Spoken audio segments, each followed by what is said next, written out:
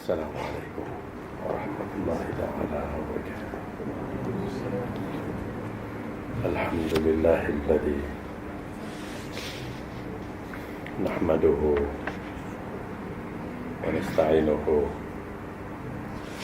ونستهديه ونستغفره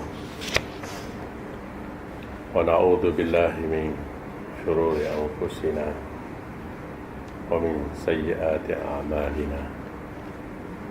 من يهده الله فلا مضل له ومن يضلل فلا هادي له.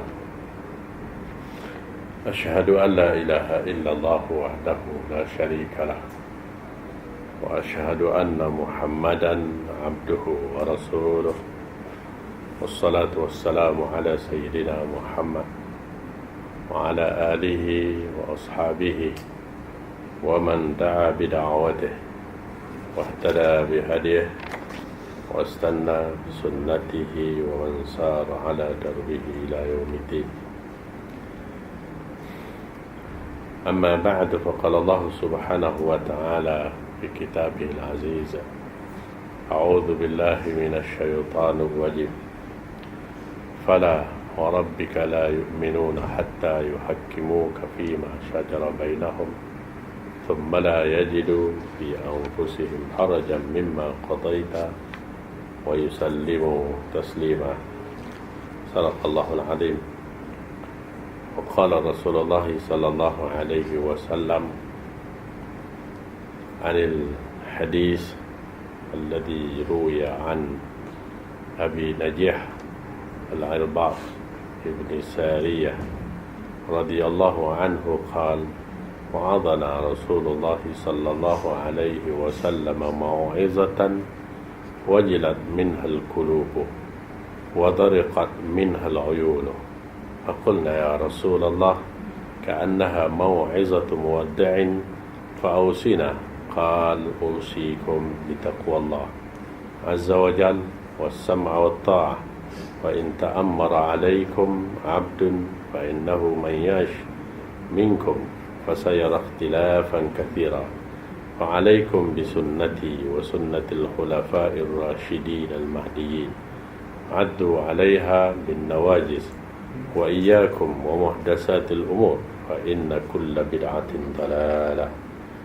رواه أبو داود والإمام الترمذي وقال: هذا الحديث حسن صحيح، أو كما قال رسول الله صلى الله عليه وسلم. Sidang jamaah, para hadirin hadirat, muslimin muslimat, tuan-tuan dan puan-puan yang dirahmati lagi dikasih sekalian. Pertama-tama kalinya marilah terlebih dahulu kita panjatkan kesyukuran yang tidak terhingga kehadrat Allah Subhanahu wa Ta'ala di atas segala bentuk nikmat yang telah dikurniakannya. Lebih-lebih lagi nikmat iman, nikmat Islam, nikmat kita diberi kesihatan tubuh badan yang sempurna untuk kita beramal bagi mendekatkan diri kepada Allah. Seterusnya para hadirin hadirat, muslimin muslimat yang dirahmati lagi dikasih sekalian,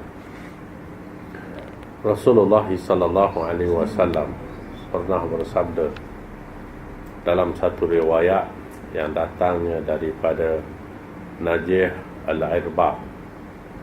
Katanya, pernah satu hari Rasulullah sallallahu alaihi wasallam memberi nasihat kepada kami dengan satu nasihat yang cukup terasa di hati, sehingga ada di kalangan kami yang menggeletar ketakutan, dan ada juga di kalangan kami yang menangis membasahi pipi masing-masing. Lalu kami berkata, wahai Rasulullah, adakah nasihat ini adalah nasihat terakhir buat kami? Kalau begitu, berilah lagi kepada kami kata-kata nasihat tersebut. Lalu Nabi berkata, kalau begitu, aku nasihatkan kamu supaya sentiasa bertakwa kepada Allah sepanjang masa. Sentiasa dengar dan taat kepada perintah Allah dan perintah Rasul, serta perintah orang-orang yang mentadbir di kalangan kamu. Sekiranya ada di kalangan kamu yang umurnya panjang, nescaya dia akan melihat satu bentuk perpecahan yang dahsyat. Maka pada ketika itu, hendaklah kamu berpegang teguh dengan sunnahku dan sunnah para pengganti yang mendapat petunjuk daripada Allah.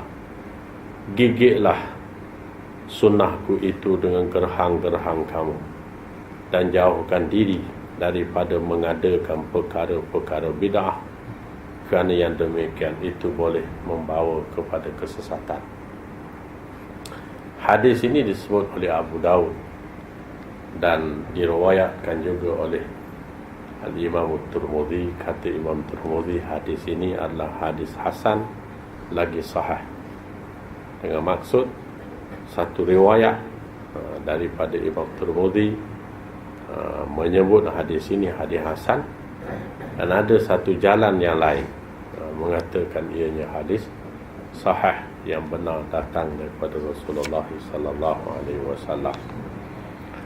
Dari segi nilai kandungan hadis ini, dia mempunyai nilai agama yang sangat penting.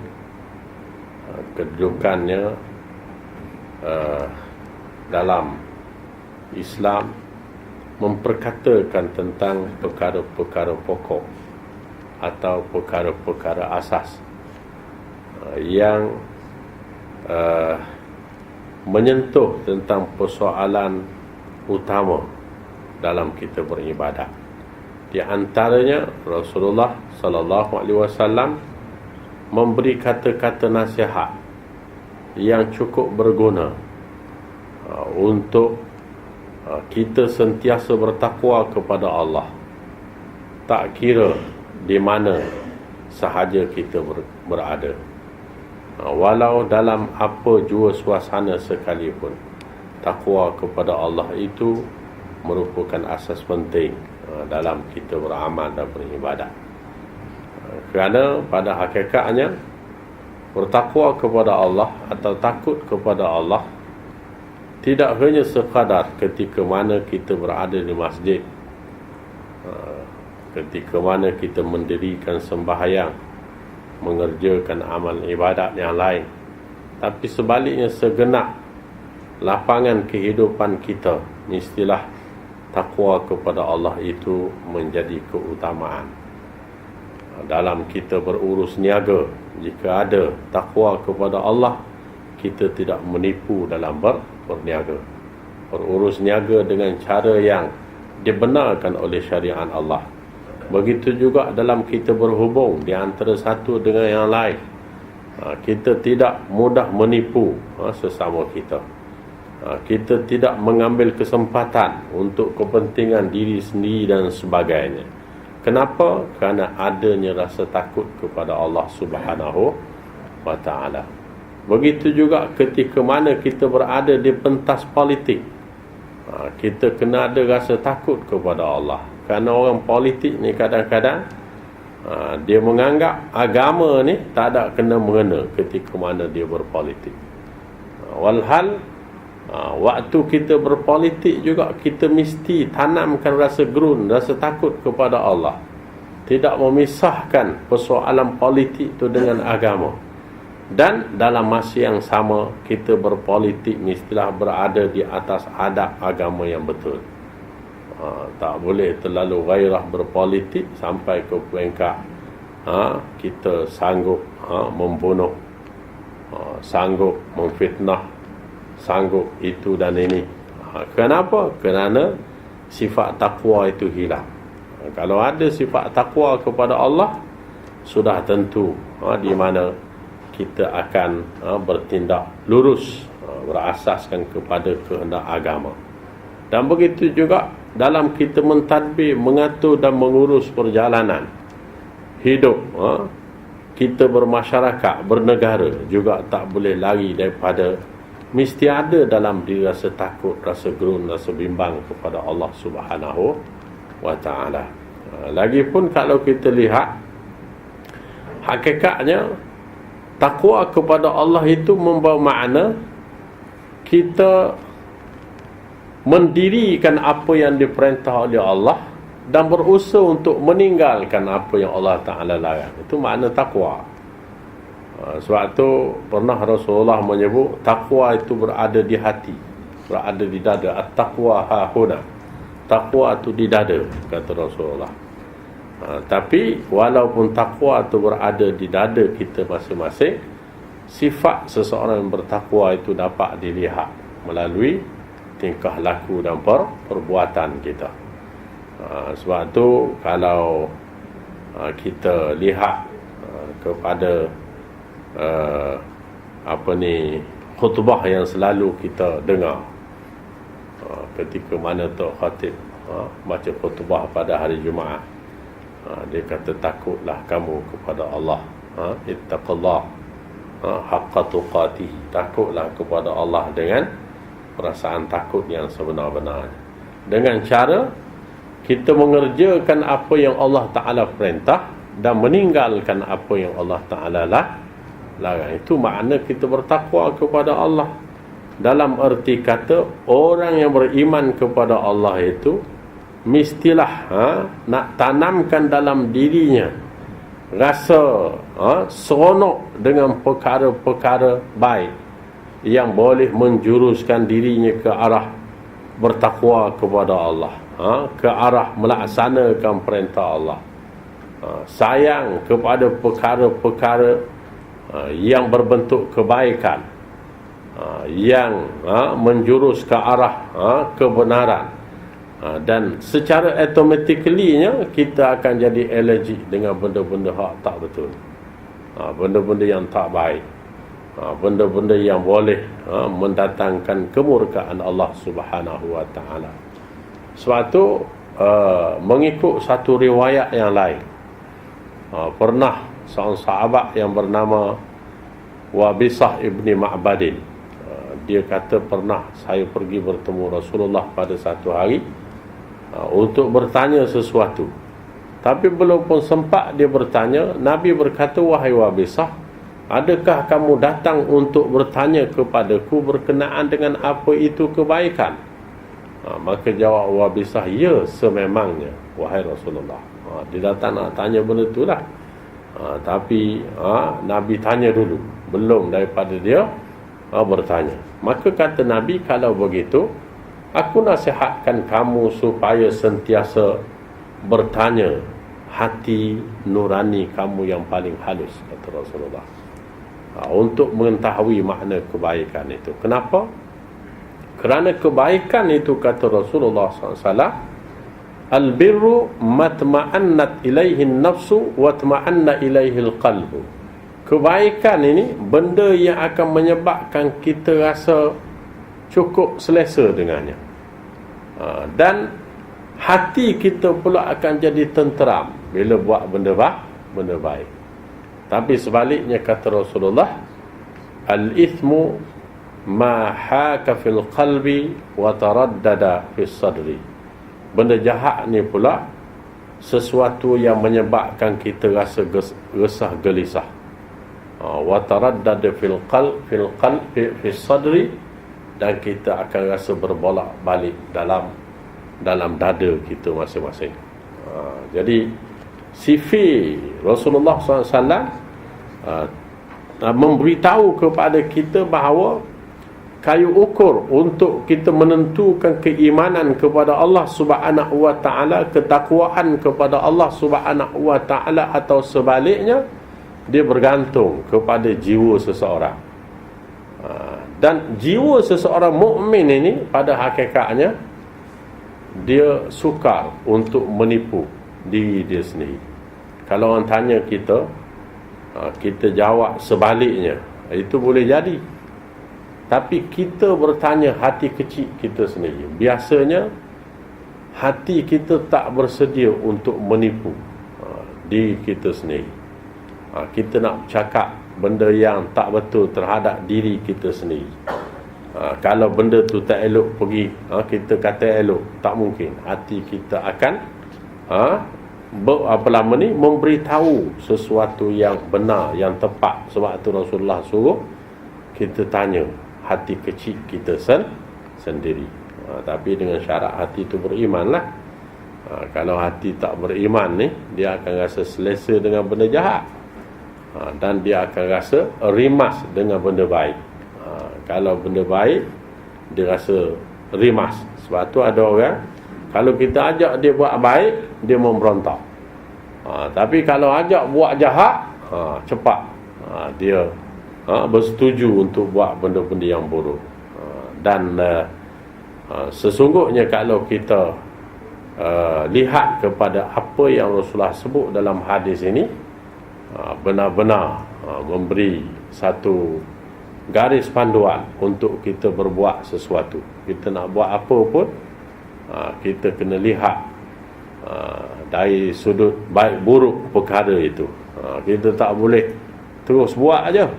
Kena pilih, kena tanya hati, kena timbang dengan agama. Apakah benda yang kita nak buat tu datang kebaikan untuk diri kita, masyarakat kita atau agama kita. Begitu juga untuk kita bercakap sesuatu. Kita nak bercakap, semua orang boleh bercakap, pasal lidah tu tak ada tulang. Tapi kita kena lihat dari sudut pandangan agama, apakah apa yang kita sebut itu boleh mendatangkan mudarat kepada diri kita sendiri, kepada orang lain, atau sebaliknya, apa yang kita perkatakan itu boleh mendatangkan manfaat untuk kita, masyarakat kita, untuk agama kita, untuk ukhuwah Islamiah yang sebenarnya. Tapi kadang-kadang ada orang dia pakai entamnya, dia tak kira. Sebab tu kadang-kadang kalimah-kalimah yang membawa kemudaratan, seperti kata-kata yang membangkitkan semangat perkauman di tengah-tengah masyarakat gitu, dia pakai sebut aja. Walhab apa yang kita sebut tu boleh mendatangkan suatu bentuk boleh mendatangkan satu bentuk ketidakselesaan di tengah-tengah masyarakat kita. Boleh jadi ada pihak yang tak berapa gemar, boleh menyebabkan orang lain terasa hati. Jadi sebab tu Rasulullah awal-awal lagi berkata, orang yang beriman kepada Allah dan hari kiamat, hendaklah dia bercakap dengan cakap yang baik. Falyaqul khairan aw liyasmut. Ataupun kalau kita tidak boleh membawa sesuatu yang baik untuk masyarakat kita, untuk diri kita, kata Nabi, aw liyasmut, hendaklah kamu diam, lebih baik daripada bertutur kata. Sebab diam ni kadang-kadang kita berzikir lebih baik daripada kita bercakap.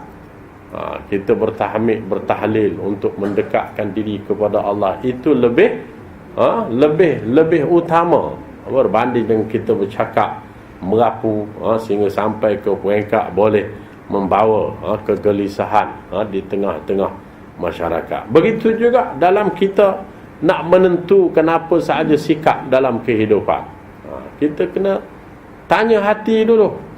Adakah sesuatu yang kita putuskan itu boleh menyebabkan kita rasa selesa, atau sebaliknya dia akan memberi mudarat kepada diri kita sendiri. Sebab tu kita nak menentukan apa sahaja sikap kita, termasuklah kita nak pilih dalam satu-satu pemilihan, nak undi siapa misalnya, kena tanya hati kecil kita sendiri. Dan hati kecil orang yang beriman kepada Allah, dia akan pilih benda-benda yang boleh mendatangkan manfaat kepada diri dia, masyarakat dia dan juga agama dia, berasaskan kepada kehendak dan tuntutan agama. Sebab itu Rasulullah beri kepada kita satu bentuk pertimbangan yang cukup penting untuk kita jadikan kayu ukur dalam hidup kita. Seorang sahabat yang bernama Abu Darda radhiyallahu anhu katanya, al-birru al-khairu fi itmi'nanin wasyarru fi ribatin.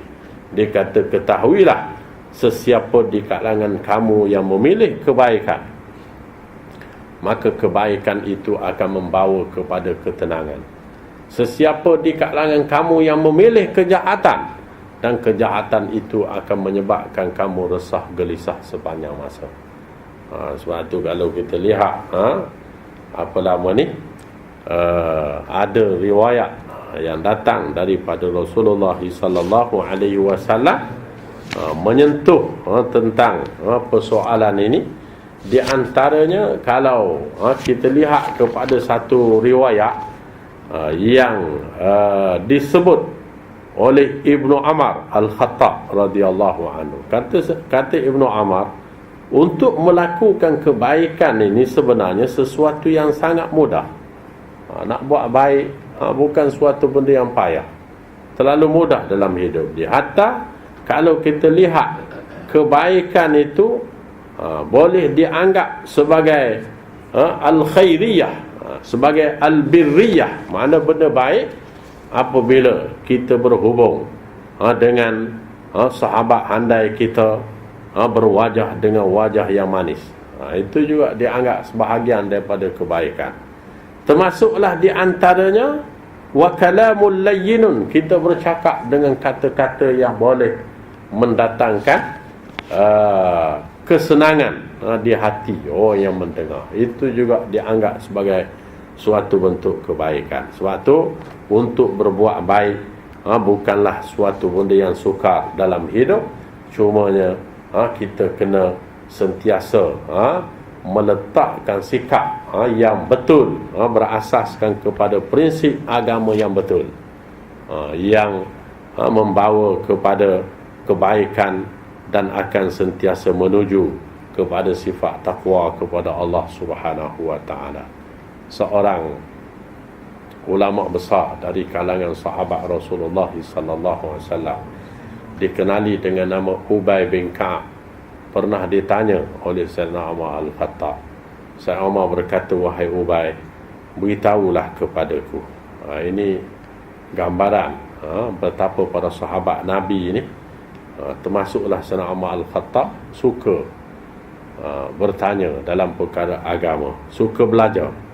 Dalam hadis ini pun sahabat yang meriwayatkan hadis ini, Najih Ibni Irbad, dia kata, kami sentiasa mendengar Rasulullah. Satu hari Nabi beri nasihat sehingga menyebabkan kami mengalirkan air mata, dan sampai ke peringkat ada di kalangan kami yang menggigil kerana mendengar kata-kata nasihat daripada Rasulullah. Itu gambaran sifat para sahabat radhiyallahu anhum ajma'in.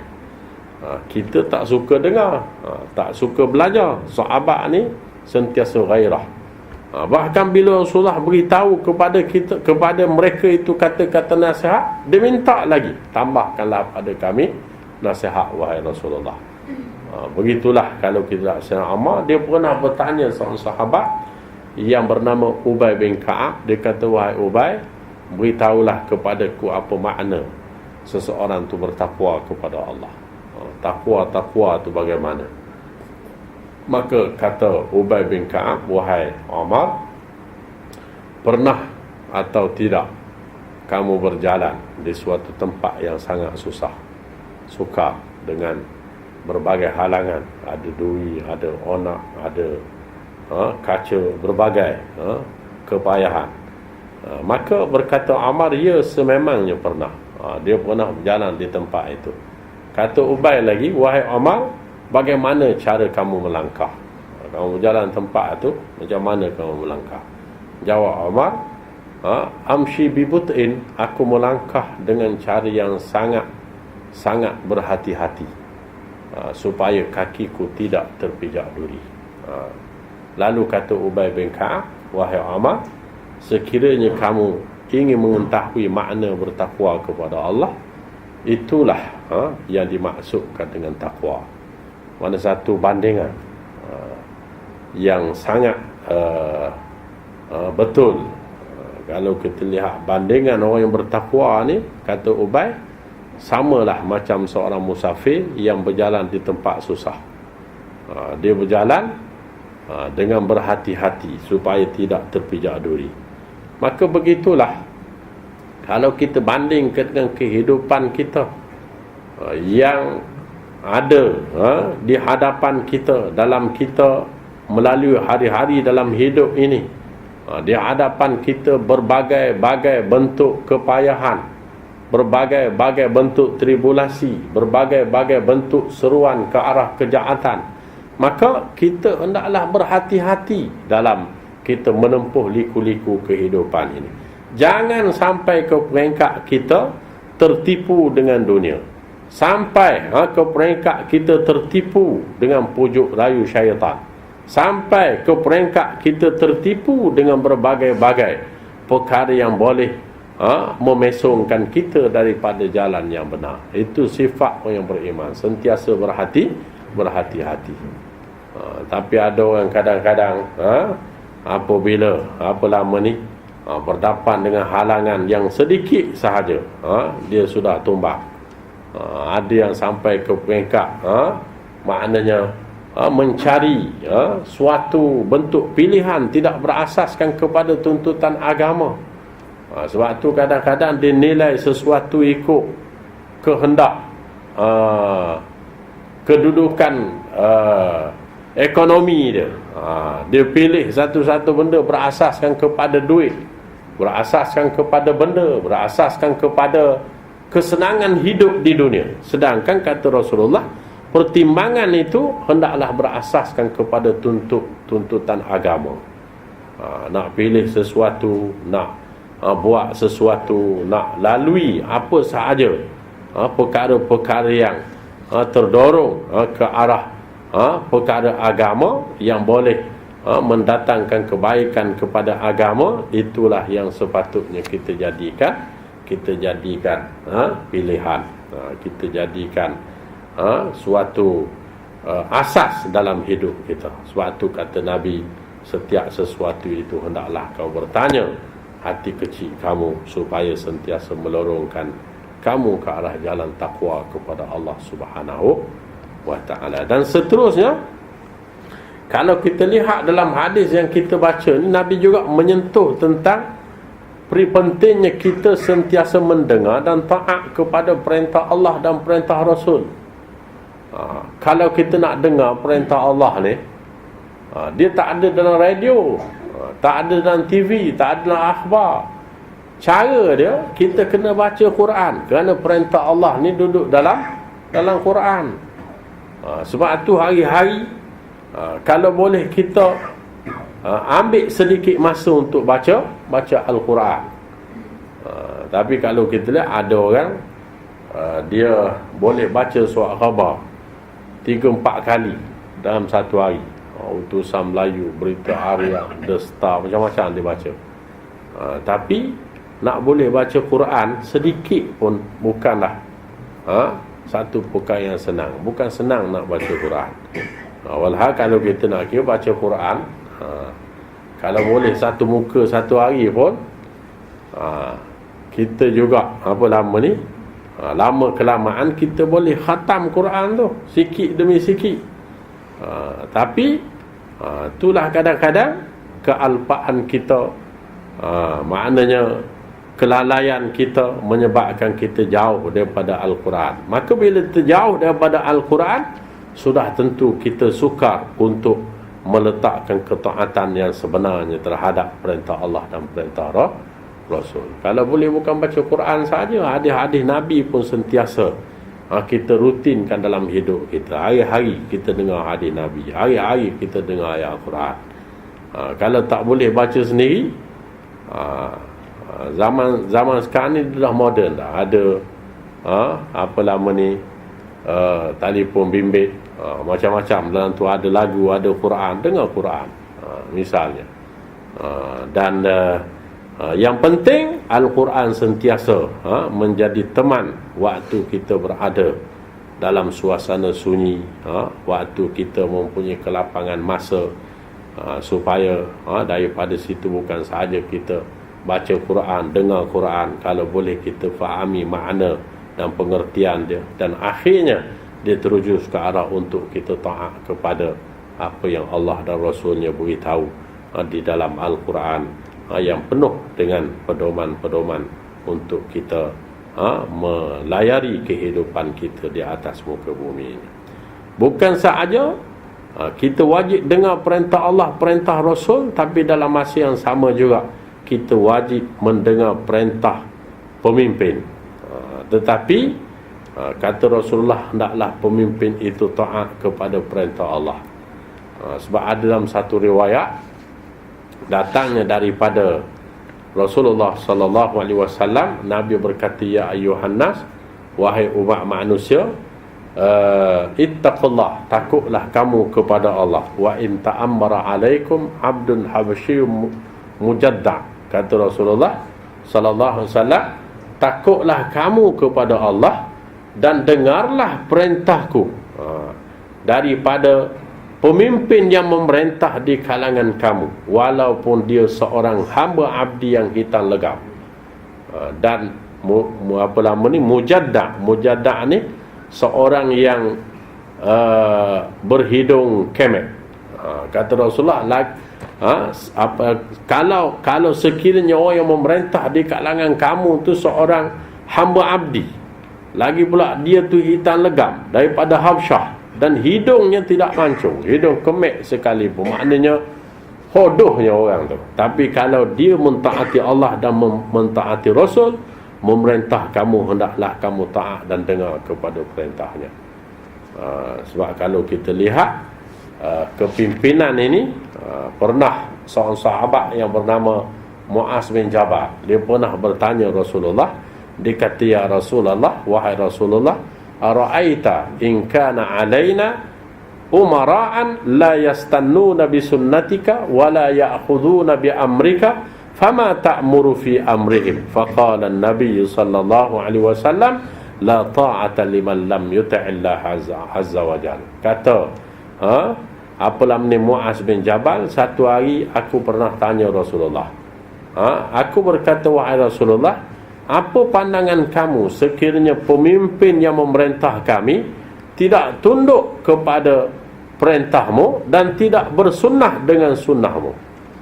Maka jawab Nabi SAW, kalau begitu tidak ada lagi ketaatan bagi orang yang tidak taat kepada perintah Allah dan perintah Rasulnya. Jadi di sini cukup jelas, walaupun hadis ini menuntut kita taat kepada perintah pemimpin, tetapi istilah pemimpin itu juga taat kepada perintah Allah. Sebaliknya, kalau mereka tidak mentaati perintah Allah, jauh daripada sunnah Rasulullah, maka tanggungjawab kita bukan mentaati pemimpin. Tanggungjawab kita ialah memperbetulkan pemimpin yang tempang itu. Sebab itu Sayyidina Umar Al-Khattab ketika mana dilantik jadi pemimpin, dia kata kalau sekiranya aku berada dalam keadaan menyeleweng daripada kebenaran, fasaddiduni, betulkanlah aku, kata dia. Maka seorang sahabat yang bangun pada ketika itu berkata, wahai Umar, law wajadnaka fi i'wijajin, kalau kami dapati kamu menyeleweng daripada kebenaran, i'wajnaka bihadzal sayf, kami akan qawwamnaha bihadzal sayf, kami akan betulkan kamu dengan pedang-pedang kami ini. Itu kata mereka. Maksudnya taat pemimpin selama mana mereka taat kepada perintah Allah. Tapi kalau mereka tak taat kepada perintah Allah dan perintah Rasul, menjadi tanggungjawab untuk kita memperbetulkannya, memperbaiki dan berusaha untuk memastikan kepimpinan itu berada di atas kehendak Allah dan kehendak Rasul. Inilah beberapa bentuk nasihat yang pernah disebut oleh Rasulullah dalam hadis yang kita baca ni. Dan hadis ini juga ada menyebut tentang beberapa perkara yang disebut di hujung hadis ini. Terutamanya Nabi menyebut tentang pentingnya kita bersunnah dengan sunnah Rasulullah, jauhkan diri daripada perpecahan dan juga tidak melakukan perkara-perkara bid'ah. Jadi untuk kita fahami tentang makna-makna daripada hadis Nabi, insya-Allah kita akan sambung untuk perbincangan kita yang akan datang. Kali ini sekadar itulah yang dapat saya sampaikan. Assalamualaikum warahmatullahi taala.